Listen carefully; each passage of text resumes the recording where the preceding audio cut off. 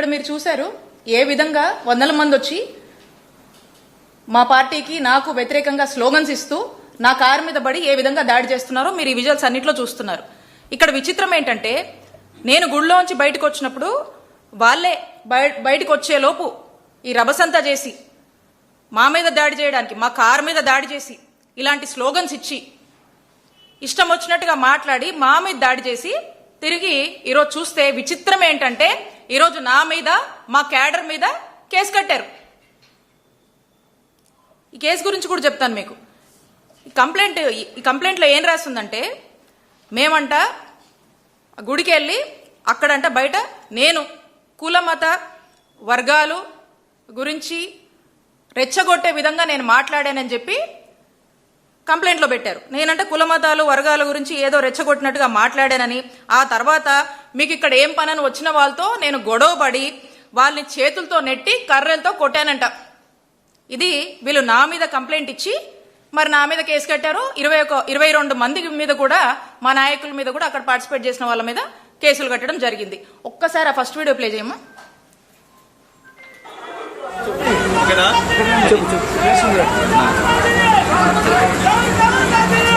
చెప్పానా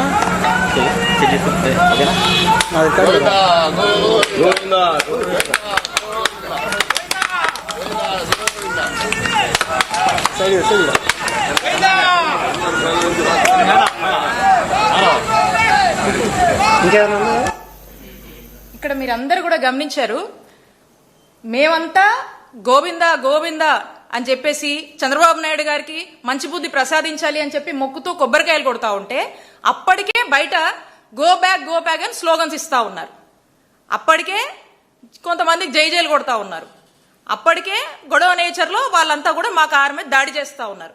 మేము గుడి లోపల పూజలు చేస్తున్నాం. మేము బయటికి వచ్చే లోపే ఇదంతా జరిపించి ఇప్పుడేమంటున్నారు, నేను బయటకు వచ్చి కుల మతాలు రెచ్చగొట్టేలా నేను మాట్లాడాను, నేనే నెట్టాను, మా వాళ్ళు నెట్టారు, కర్రలతో కొట్టామని చెప్పి మా మీద కంప్లైంట్ ఇస్తే ఈ రోజున మా మీద కేసు కట్టారు.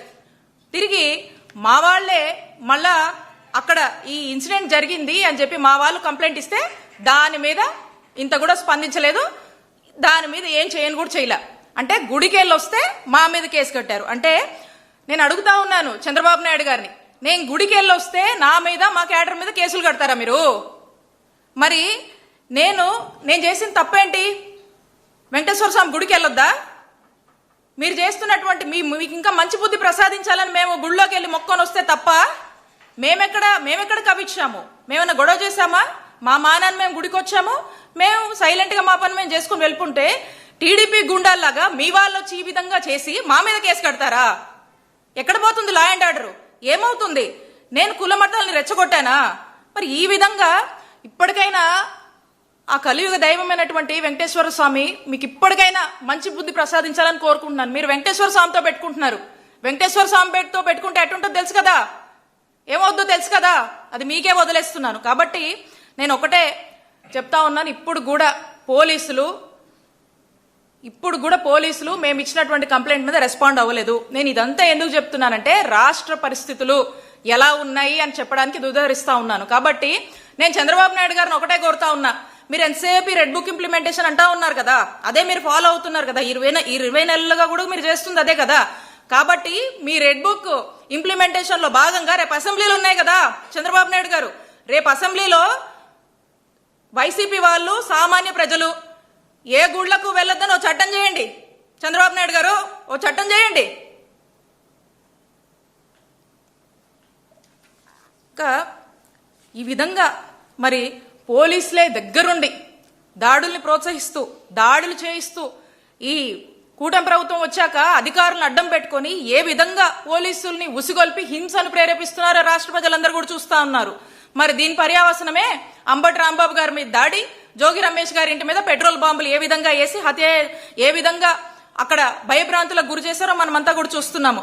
కాబట్టి మాజీ మంత్రులుగా ఉన్నా కూడా ప్రతిపక్ష నాయకుల ఇళ్లపై ఈ విధంగా మరి దాడి చేయిస్తున్నారంటే ఒక్కసారి ఈ రాష్ట్రాన్ని చంద్రబాబు నాయుడు గారు ఏం చేయదలుచుకున్నారో ప్రజలందరూ కూడా ఆలోచించాల్సినటువంటి అవసరం ఉంది. సూటిగా ప్రశ్నిస్తున్నాను నేను చంద్రబాబు నాయుడు గారిని, అసలు ఈ గొడవ కారణం ఏంటండి? జరగని కల్తీనేయిని జరిగింది జరిగింది జరిగిందని మీరే అవాస్తవాల్ని అసత్య ప్రచారాలని ప్రజల్లోకి తీసుకువెళ్లారు. అది మా వైఎస్ఆర్ కాంగ్రెస్ పార్టీకి ఆపాదించి మా నాయకుడు జగన్మోహన్ రెడ్డి